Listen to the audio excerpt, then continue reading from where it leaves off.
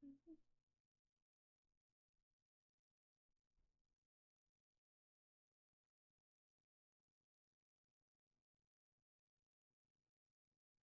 with you in everything you do.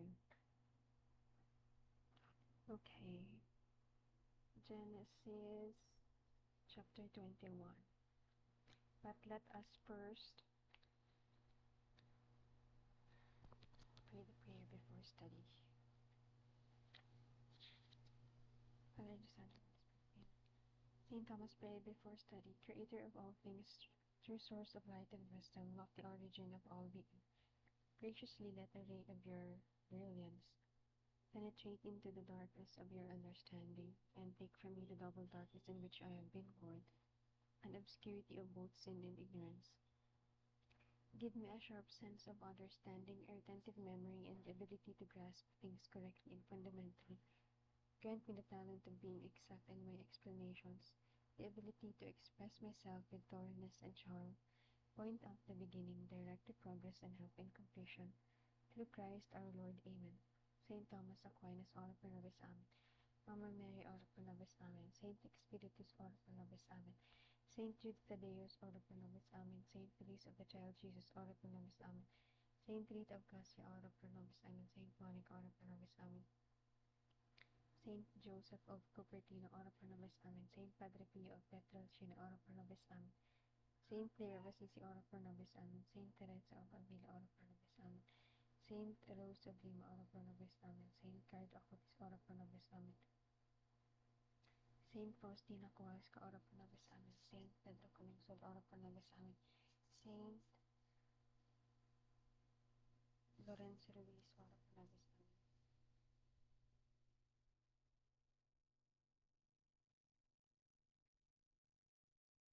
All the holy ancestors of Christ, ora pro nobis. Amen.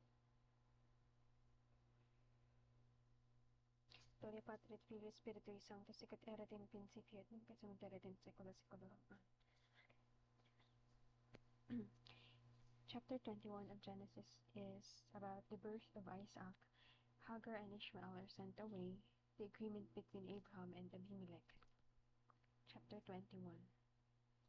The Lord blessed Sarah as he had promised, and she became pregnant and bore a son to Abraham when he was old. The boy was born at the time God had said he would be born. Grabe. May nakatakdang panahon talaga pala. Nakatakdang oras din. Amazing.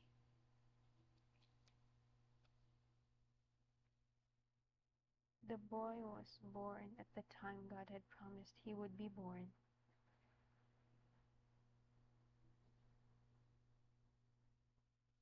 Abraham named him Isaac, and when Isaac was 8 days old, Abraham circumcised him as God had commanded. Abraham was 100 years old when Isaac was born. Sarah said, "God had brought me joy and laughter. Everyone who hears about it will laugh with me." Then she added, "Who would have said to Abraham that Sarah would nurse children? Yet I have borne him a son in his old age." The child grew, and on the day that he was weaned, Abraham gave a great feast. Hagar and Ishmael are sent away. One day Ishmael, whom Hagar the Egyptian had borne to Abraham, was playing with Sarah's son Isaac. Sarah saw them and said to Abraham, "Send this slave and her son away. The son of this woman must not get any part of your wealth, which my son Isaac should inherit." This troubled Abraham very much, because Ishmael was also his son. But God said to Abraham, "Don't be worried about the boy and your slave Hagar. Do whatever Sarah tells you,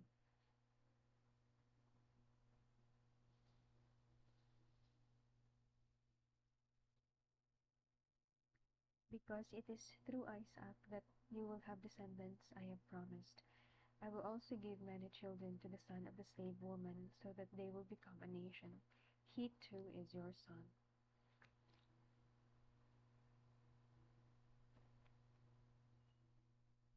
Do whatever Sarah tells you.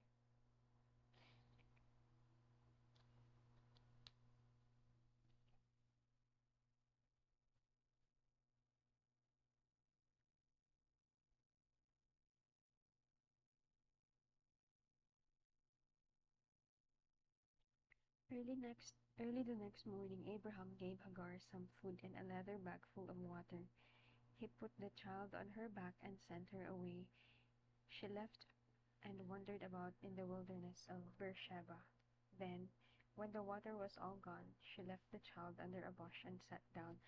About 100 meters away, she said to herself, I can't bear to see my child die. While she was sitting there, she began to cry.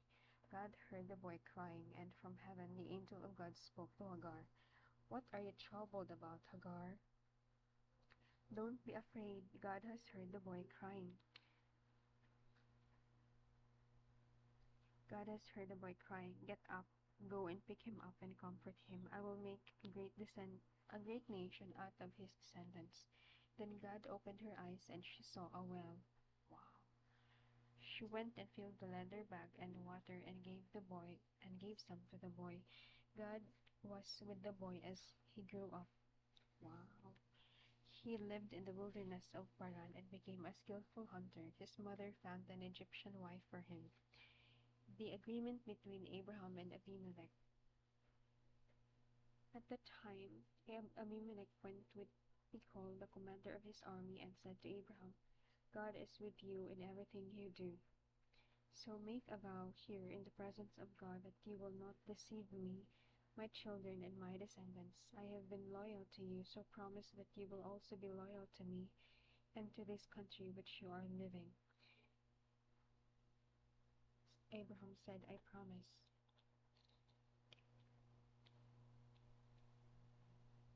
I have been loyal to you, so promise that you will also be loyal to me, to this country in which you are living. Abraham complained to Abimelech about a well which the servants Abimelech had seized. Abimelech said, I don't know who did this. You didn't tell me about it, and this is the first I have heard of. And this is the first I have heard of it. Then Abraham gave some sheep and cattle to Abimelech, and the two of them made an agreement. Abraham separated 7 lambs from his flock, and Abimelech asked him, Why did you do that? Abraham answered, Accept these 7 lambs. By doing this, you admit that I am the one who dug this well. And so the place was called Beersheba, because it was there that the two of them made a vow. After they made this agreement at Beersheba, Abimelech and Phicol went back to Philistia. Then Abraham planted a tamarisk tree in Beersheba and worshipped the Lord, the everlasting God. Abraham lived in Philistia for a long time.